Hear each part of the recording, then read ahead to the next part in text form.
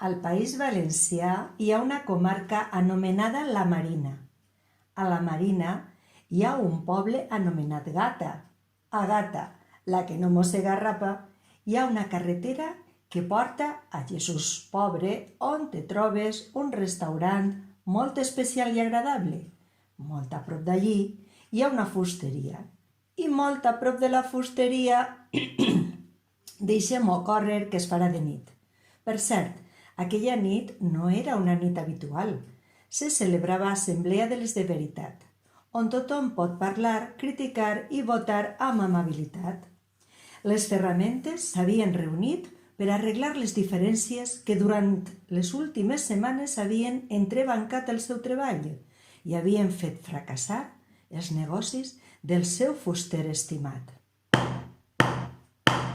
El Martell es va erigir com a president des del primer moment, però molt educadament els altres membres de la reunió el feren renunciar. «No pots presidir, Martell!», li va dir el portaveu de tots els altres. «Fas molt de soroll i et passes tot el dia colpejant!» El Martell, molt educadament, acceptà la seva culpabilitat, però proposà. Si jo no presidisc, demane que també siga exclòs el cargol. Alies Tornillo, perquè era un foraster que venia d'Ademús. Sempre li dona moltes voltes a qualsevol tema i mai s'acaba. I es passa de rosca com els mortals. Aleshores, prengué la paraula el cargol, per al·lusions manifestes, i va afegir. «D'acord, no hi ha cap problema, perquè és cert i ho reconec, però propose una condició. Si jo no puc, demane a l'assemblea que incloga en el mateix grup a Paper de Vidre». Un altre foraster, àlies Lija, perquè venia de Requena. «Doncs sempre és molt aspre en el seu tracte i sempre té friccions amb els altres». Molt educadament també, alçà la mà el Paper de Vidre, que tenia ascendents nobiliaris per allò del D, i digué: Bé, d'acord, ho accepte, però m'ha d'acompanyar en aquesta travessia del desert el metre. Sí, el metre, tal com ho he dit. Ell es passa tot el dia mesurant als altres, que si un ha dit això, que si l'altre ha fet allò, en fi, que el metre és qui de ben segur no es pot presentar com a president, perquè pareix el perfecte que no prefecte, i perfecte no hi ha cap. Estava així de delicat el tema només per a triar el president, quan entra el fuster de forma inesperada.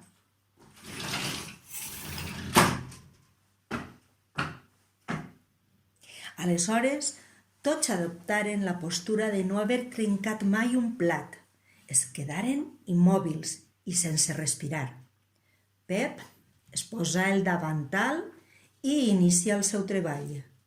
Utilitzà el martell, el cargol, el paper de vidre i el metre. Treballà la fusta fins a arreglar un moble fantàstic i se n'anà.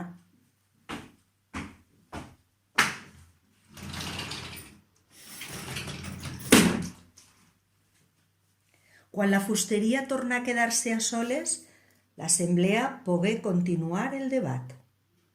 Aleshores, Serruig, que naturalment era original de la Serra d'en Galceran, va dir: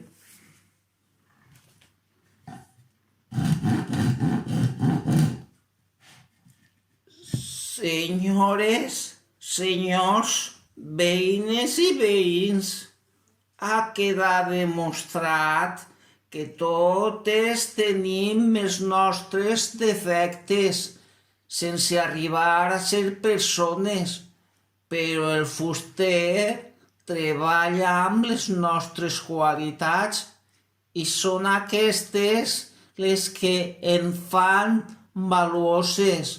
Així que propose que no mirem sempre els nostres defectes o errors, sinó que ens centrem en la utilitat dels nostres punts més forts. Aleshores, l'assemblea valorà la força del martell, la utilitat del cargol, la virtut de llimar asprós del paper de vidre i l'exactitud i precisió del metre. Orgulloses i contentes continuaren la reunió. A tots ens molesta alguna cosa dels altres, però hem de comprendre que la força ens la dona la unió. Sempre tindrem algun defecte que cal acceptar i intentar millorar. I pobret d'aquell que es pense perfecte, fugim d'ell immediatament.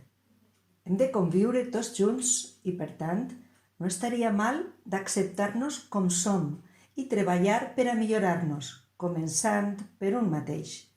Aprofitem les qualitats de cadascú, sumem les nostres potencialitats, compartim les nostres diferències amb un objectiu comú.